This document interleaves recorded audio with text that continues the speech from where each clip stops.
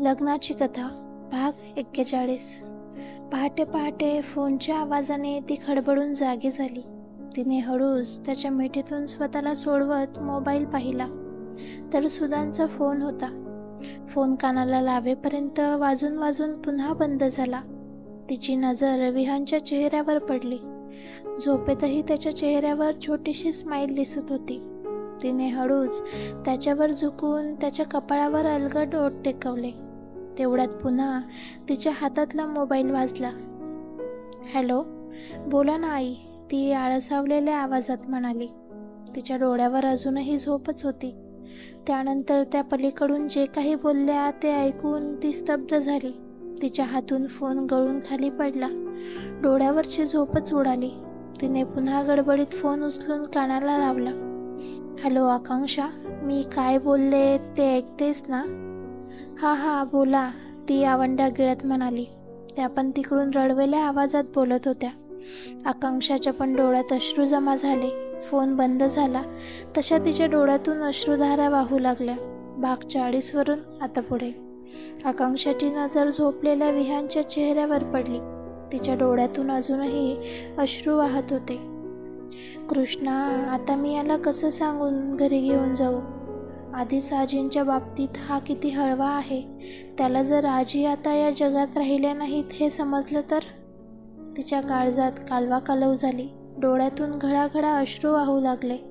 थोड्या वेळाने तिने डोळे पुसले आणि स्वतःला सावरत आधी स्वतःचा अवतार ठीक केला आणि मन घट्ट करून त्याला उठवायला त्याच्या जवळ आली. विहान अरे उठ ना, म्हणून ती त्याला आवाज देऊ लागली. काय ग अक्षू, तू एवढ्या सकाळी सकाळी कशाला उठवतेस?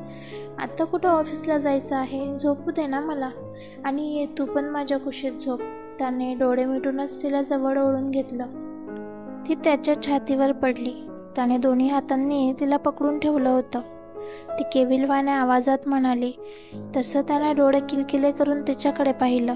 तिचे डोळे रडल्यामुळे लाल झाले होते. ते पाहून तो ताडकन उठला. आकांक्षा, काय झालं तुला? तू अशी रडवेली होऊन का बोलतेस? तुझा पाय खूप दुखतोय का? तो काळजीने तिच्या पायाकडे पाहत म्हणाला. नाही, तिच्या तोंडून निघालं. माझ्या पायाच्या दुखण्याची हा किती काळजी करतोय. आता मी माझं काहीतरी दुखतंय असं सांगूनच याला इथून मुंबईला घेऊन जाऊ शकते, ती मनातच विचार करत होती.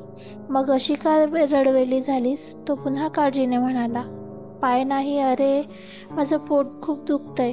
आता ती पोट दुखण्याचं नाटक करत म्हणाली. काय आकांक्षा, तुझं पोट कशामुळे अचानक दुखायला लागलं? तो विचार करत म्हणाला. पुढे होऊन तिचा चेहरा ओंजळीत घेत, आकांक्षा, मी तुला जास्त त्रास दिला का ग? माझ्यामुळे तुझ्या पोटात दुखायला लागलं ना? तसं तिच्या डोळ्यात टचकन पाणी आलं. नाही रे, तुझ्यामुळे नाही दुखत, ती रडवेल्या आवाजात म्हणाली. आकांक्षा, तू मला वाईट वाटू नये म्हणून अशी बोलतेस ना ग? माझ्यामुळेच तुला त्रास होतोय ना? तो तिच्या डोळ्यात पाहत म्हणाला. नाही रे राजा, तुझ्यामुळे नाही होत मला त्रास. आता तुला कसं सांगू? पण चल ना, आपण लवकर घरी जाऊया, म्हणत ती उठली. हो चल, लवकर म्हणत तो पण उठला आणि कपडे घातले. दोघे पण घरातून बाहेर पडले. अजून नीटसं उजाडलं पण नव्हतं. रात्रभर धो पाऊस बरसून आता पावसाने विश्रांती घेतली होती. काळोखाचा पडदा हळूहळू विरळ होऊन पूर्वेला पहाटेची लाली आली होती. पूर्व दिशा केशरी, गुलाबी, पिवळ्या अशा विविध रंगांच्या छटांनी उजळून निघाली होती. रात्रीच्या पावसाने सगळीकडे चिखल झाला होता. एवढं पहाटेचं रम्य आणि आल्हाददायक वातावरण होतं. पण तिच्या चेहऱ्यावर मात्र दुःखाची छटा उमटली होती. तो पण तिच्या काळजीने कासावीस होऊन चिखलातून वाट काढत तिचा हात हातात पकडून चालत होता. मध्येच तोंड कसंनुसं करून ती खूप दुखत असल्याचं त्याला भासवत होती. थोड्या वेळाने ते दोघे चालत चालत गाडीजवळ आले. चिखलातून गाडी चालवणं पण कठीणच होतं. चांगल्या रस्त्यापर्यंत गाडी त्याने ढकलतच घेतली. त्यानंतर त्याने गाडी स्टार्ट करून पाहिली आणि आकांक्षाकडे पाहिलं. तिला म्हणाला, अक्षू, सावकाश, मला घट्ट पकडून बस हा. चिखलामुळे गाडी नीट चालवता येणार नाही. तिने होकारार्थी मान डोलवली आणि त्याच्या पाठीमागे त्याला बिलगून बसली. तिच्या डोक्यात मात्र विचारांचं काहूर माजलं होतं. परवा तर आम्ही आलो तेव्हा आजी किती छान बोलत होत्या. कालच्या एका दिवसात त्यांना असं काय झालं असेल? आजींच्या आठवणीने तिच्या डोळ्यातून अश्रू ओघळले. अक्षू, खूप दुखतंय का गं? तो काळजीने म्हणाला. हो रे, ती रडवेल्या आवाजात म्हणाली. तिला त्याच्याशी खोटं बोलायला जीभ उचलत नव्हती, पण दुसरा काही पर्याय नव्हता. इकडे घरी पण सुधांनी सुमनला फोन करून सांगितलं होतं. विहानला कोणी इकडे येईपर्यंत आजीच्या बाबतीत काय झालं आहे ते सांगू नका, म्हणून त्यांनी सुमनला पण बजावून सांगितलं होतं. तिला पण आजी या जगात राहिल्या नाही आहेत हे ऐकून अश्रू अनावर झाले. ती दरवाजात बसून दोघांची घरी येण्याची वाट पाहत होती. तेवढ्यात तिला समोरून विहान आणि आकांक्षा गाडीवरून येताना दिसले. तसे तिने डोळ्यातले अश्रू पुसून नॉर्मल होण्याचा प्रयत्न केला. विहानने गाडी लावली आणि सुमनच्या जवळ येत तिला म्हणाला, सुमन काकू, अगं आकांक्षाचं पोट खूप दुखतंय. कदाचित रात्री काही खाल्लं नाही त्यामुळे दुखत असेल. पटकन काहीतरी खायला बनव ना. तो आकांक्षाच्या काळजीपोटी बोलत होता. तेवढ्यात सुमनने आकांक्षाकडे पाहिलं. तसं त्यांना ती मानेने नाही म्हणाली. त्यानंतर दोघी पण किचनमध्ये गेल्या. अगं आकांक्षा, आता काय करायचं गं? याला कसं घेऊन जाणार तू मुंबई परत? सुधाताई तर मला म्हणाल्या की त्याला काही सांगू नका, कारण त्याला गाडी पण चालवायची आहे. त्या दोघी किचनमध्ये जाऊन हळू आवाजात बोलत होत्या. हो काकू, म्हणूनच मी त्याला खोटं सांगितलंय की माझ्या पोटात दुखतंय म्हणून. हे कारण करून त्याला इथून कसं तरी घेऊन जाता येईल. अगं पण तू आता लगेच निघायला तयार होईल का? त्या प्रश्नार्थक नजरेने म्हणाल्या. बघू आता काय होतंय. आकांक्षा शून्यात नजर लावून पाहत म्हणाली. सुमन काकू, अगं काय करताय तुम्ही दोघी? आकांक्षा, तुझं पोट दुखायचं थांबलं का गं? तो किचनमध्ये येत म्हणाला. नाही रे, खूप दुखतंय, ती तोंड कसंनुसं करत पोट धरून म्हणाली. अगं काकू, तू तिला खायला काहीतरी बनव ना. आणि मला पण खूप भूक लागली. आम्ही दोघांनी रात्री काहीच खाल्लं नाही.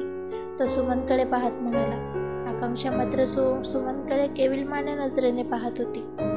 बरं आकांक्षा, तू कपडे बदलून ये, तोवर मी तुमच्यासाठी काहीतरी खायला बनवते. आणि तुमची बॅग पण भर, सुमन हळू आवाजात म्हणाली. बरं म्हणून आकांक्षा चेंज करायला रूममध्ये गेली. विहान पण तिच्या पाठीमागे आला. अक्षू, तू तुझं पटकन आवरून घे. आपण नाश्ता करून इथल्या डॉक्टरांकडे जाऊया. आता मात्र आकांक्षाला काय बोलावं सुचतच नव्हतं. ती आत जाऊन चेंज करून आली. त्यानंतर तो पण चेंज करायला गेला. तोवर तिने पटापट बॅग भरायला घेतली. तितक्यात तो फ्रेश होऊन बाहेर आला. अगं आकांक्षा, तू बॅग का भरतेस? तो चकित होऊन तिच्याकडे पाहत म्हणाला. अरे विहान, माझं पोट खूप दुखतंय. आपण परत मुंबईला जाऊया. मी नाही येणार इथल्या कुठल्याच डॉक्टरांकडे. ती खूप दुखत असल्याचं भासवत म्हणाली. अगं आकांक्षा, काय बोलतेस हे तू? परवा तर आपण आलो आणि लगेच परत जायचं. आणि इथले डॉक्टर पण चांगले आहेत अगं. आपण जाऊया आत्ता लगेच. हवं तर आल्यावर नाश्ता करू. तो तिला समजवण्याच्या सुरात म्हणाला. नाही, मी बोलले ना तुला, आपण आत्ता लगेच मुंबईला परत जातोय. बोलताना तिच्या डोळ्यात मात्र अश्रू जमा झाले होते. तो तिला खूप समजवण्याचा प्रयत्न करत होता, पण तिचं मात्र एकच चालू होतं, परत जायचं. काय ग आकांक्षा, तुला स्वतःच खरं करायची सवय आहे का ग? मी एवढा जीव तोडून सांगतोय. अगं इथले डॉक्टर पण चांगले आहेत. त्यांचा उपचार घेऊन तुला बरं वाटेल. पण तू काहीच कसं ऐकून घेत नाहीस? तो तिच्यावर वैतागून म्हणाला. त्याच्यापासून ही गोष्ट लपवून ठेवताना तिला खरं तर खूप यातना होत होत्या. तरीही ती पुढे धीर एकवटून कठोरपणे दुसरीकडे पाहत म्हणाली. तुला एकदा सांगितलेलं समजत नाही का रे? मला नाही जायचं इथल्या डॉक्टरांकडे. शेवटी त्याने थकून तिच्या पुढे हार पत्करली आणि तो पण परत मुंबईला जायला तयार झाला. भर बॅग पटकन, म्हणत तो ताडकन उठून बाहेर निघून गेला. तिने मात्र तो बाहेर गेल्यावर अश्रूंना वाट मोकळी करून दिली. उशीत तोंड खुपसून ती बराच वेळ रडत होती. तेवढ्यात सुमन आत येऊन तिच्या डोक्यावरनं हात फिरवत म्हणाली. आकांक्षा, तुला असं रडून चालणार नाही. तुला खंबीर राहून त्याला मुंबईला घेऊन जायचं आहे. उठ, दोघं पण थोडं खाऊन घ्या आणि जायला निघा. मी यांना बॅगा गाडीत ठेवायला सांगते. आकांक्षा सुमनच्या गळ्यात पडून धाय मोकून रडत होती. काकू, आम्ही इकडे यायला निघालो तेव्हा आजींना किती आनंद झाला होता. आणि लगेच असं अचानक काय झालं असेल त्यांना? ती हुंदके देतच बोलत होती. आकांक्षा, उठ पटकन. विहानने जर आपलं बोलणं ऐकलं तर तो कोसळेल. त्याला काही न कळून देता इथून तुला घेऊन जायचं आहे. सुमन तिचे डोळे पुसत तिला समजावत म्हणाली. ती पण पटकन उठली आणि फ्रेश होऊन खाली आली. विहान मात्र तिच्यावर रागावून तोंड फुगवून बसला होता. दोघांनी थोडं थोडं खाल्लं आणि सुमन आणि शिरपाचा निरोप घेऊन परत जायला निघाले. विहान मात्र अजूनही उदासच होता. आकांक्षा पण जास्त काही बोलली नाही. अधूनमधून पोट दुखत असल्याचं भासवत होती ती. तो रागात होता म्हटल्यावर गाडी अगदी फुल स्पीडने ड्राईव्ह करत होता. तिला मात्र त्याचा अबोला सहन होत नव्हता. पण बोलून तरी काय बोलणार होती? आजीच्या आठवणीने तिचं मन व्याकुळ झालं होतं. खूप रडावंसं वाटत होतं, पण तेही करता येत नव्हतं. आजींच्या आठवणीने तिचं मन हळवं होत होतं. त्याच्यासोबत घालवलेल्या क्षणांची आठवणी तिच्या डोळ्यासमोरून जात नव्हत्या. त्याचं बोलणं कानात घुमत होतं. निघतानाचं त्याचं बोलणं आठवून तिचे डोळे भरून आले. तशी ती विहानची नजर तिच्यावर पडली. सॉरी आकांक्षा, तो तिच्या डोळ्यात पाहत म्हणाला.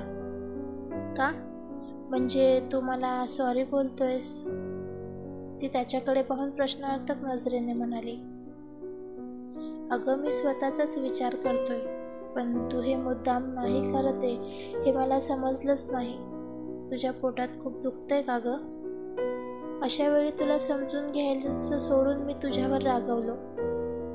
रस्त्याच्या कडेला गाडी उभी करून तो तिचा चेहरा उंचळीत घेत म्हणाला. तिला मात्र त्याला काय उत्तर द्यावं तेच समजत नव्हतं. खरंच किती हळव्या मनाचा आहे हा. याला आजींच्या बाबतीत घरी गेल्यानंतर समजल्यावर कसा रिॲक्ट होईल? आजीचं जाणं हा सहन करू शकेल का? तिच्या मनात प्रश्नांची गर्दी झाली होती. थोडा वेळ दोघं पण शांतच होते आणि एकमेकांचं मन वाचत होते. त्यानंतर त्याने गाडी स्टार्ट केली. ते सरळ बंगल्यावरच पोहोचवली. 6 तासांचा प्रवास 4 तासातच झाला होता. गाडी गेटमधून आत आल्याबरोबर त्याला बंगल्याच्या आवारात लोकांची गर्दी दिसली. गर्दी पाहून तो गडबडला. आकांक्षा, अगं, एवढी लोक कशासाठी जमली आहेत? ती मात्र शांतच होती. आकांक्षा, बोल ना, तो तिच्या डोळ्यात पाहत म्हणाला. तिला आता अश्रू अनावर झाले. ती पटकन कारमधून बाहेर पडली. तो पण कारमधून बाहेर येऊन गर्दीतून वाट काढत दरवाजाच्या दिशेने धावला.